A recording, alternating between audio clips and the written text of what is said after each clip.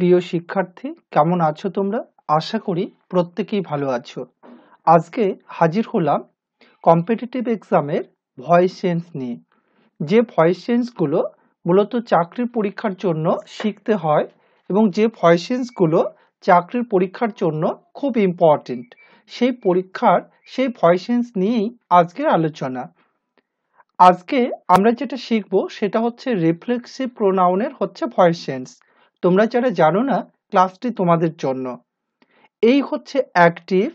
এই অ্যাক্টিভ ভয়েসে একটা সেন্টেন্স নেওয়া হয়েছে, হি কিল্ড হিমসেলফ। এই সেন্টেন্সটির মধ্যে রিফ্লেক্সিভ প্রোনাউন আছে। তোমরা বলতে পারবে রিফ্লেক্সিভ প্রোনাউন কোনটা?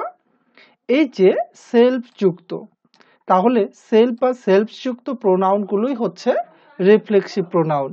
তোমরা যারা রিফ্লেক্সিভ প্রোনাউন জানো না, তাহলে তোমাদের সবার প্রথম রিফ্লেক্সিভ প্রোনাউন সম্পর্কে জানতে হবে, তারপর আসতে হবে এই ভয়েস চেঞ্জ বা এই টপিকগুলোই।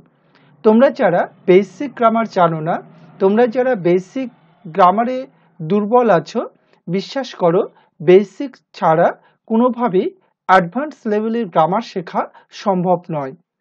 এবার দেখো, তাহলে যে প্রোনাউনের সাথে সেলফ বা সেলফ যুক্ত থাকে তাকে রিফ্লেক্সিভ প্রোনাউন বলা হয়। তো এই যে হিম, এইটা হচ্ছে প্রোনাউন, এর সাথে সেলফ যুক্ত আছে, তার মানে এইটা হয়ে গেল কি বলো, এইটা হয়ে গেল রিফ্লেক্সিভ প্রোনাউন। ওকে, এবার স্ট্রাকচারটি জেনে নাও। যে প্রথমে থাকবে সাবজেক্ট, তাহলে হি হচ্ছে সাবজেক্ট। তারপর থাকবে ভার্ব, এই যে কিল্ড, এটা হচ্ছে ভার্ব। ভার্বটি অবশ্যই হবে ট্রান্সিটিভ, হ্যাঁ। আর তারপরে থাকবে রিফ্লেক্সিভ প্রোনাউন, এই হচ্ছে রিফ্লেক্সিভ প্রোনাউন। বুঝতে পারলে তো? এবার দেখো, যখন প্যাসিভ ভয়েস করব তখন রিফ্লেক্সিভ প্রোনাউনের প্যাসিভ ভয়েস কি হবে একটু ব্যাখ্যাটা জেনে নাও। রিফ্লেক্সিভ প্রোনাউনের একটু শর্ত জেনে নাও। রিফ্লেক্সিভ প্রোনাউন কখনো বাক্যের সাবজেক্ট হতে পারে না। তার মানে এই যে হিমসেলফ, এই যে প্রোনাউন, এই অবজেক্টটাকে কখনোই আমরা সাবজেক্ট বানাতে পারবো না। 2 নাম্বার, রিফ্লেক্সিভ প্রোনাউন যুক্ত বাক্যে ভয়েস চেঞ্জের ক্ষেত্রে সাবজেক্ট এবং অবজেক্টের কোনো পরিবর্তন হয় না। তার মানে এই যে বাক্যের সাবজেক্ট হি, এই হিটাই বসবে, আর এই যে অবজেক্ট হিমসেলফ, এই অবজেক্ট হিমসেলফই বসবে। বুঝতে পারলে? এবার দেখো, রিফ্লেক্সিভ প্রোনাউনের পূর্বে বাই প্রিপজিশন বসে। এই যে রিফ্লেক্সিভ প্রোনাউন, এর পূর্বে কে বসবে? বাই। ওকে, এবার তাহলে চলো প্যাসিভের স্ট্রাকচারে আসো, তাহলে তোমরা অনেক ভালো বুঝতে পারবে। সবার প্রথম লিখতে হবে সাবজেক্ট, তারপর টেন্স অনুযায়ী অক্সিলারি ভার্ব।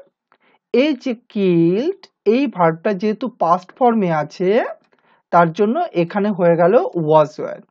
হি এর সাথে কি বসে তোমরা প্রত্যেকেই জানো, যে হি হচ্ছে সিঙ্গুলার, তাই এখানে ভার্ব বসবে সিঙ্গুলার, অর্থাৎ ওয়াজ। এই যে ভার্বটি পাস্ট ফর্ম হলে প্যাসিভ ভয়েসে, ভার্বটি পাস্ট ফর্ম হলে প্যাসিভ ভয়েসে কি হয়? ওয়াজ ওয়্যার।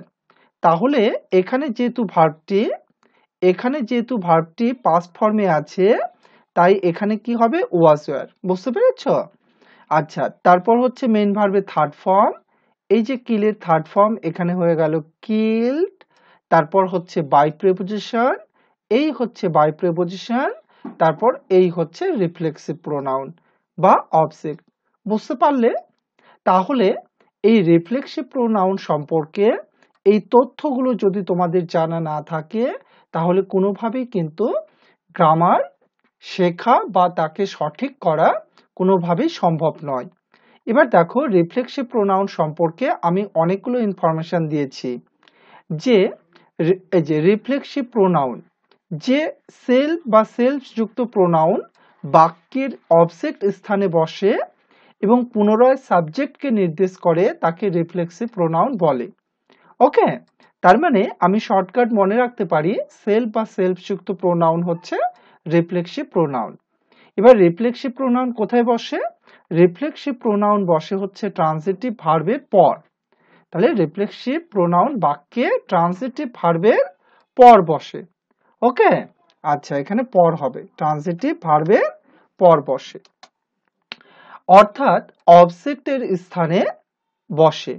ভার্বকে কাকে দ্বারা প্রশ্ন করলে রিফ্লেক্সিভ অবজেক্ট পাওয়া যায়।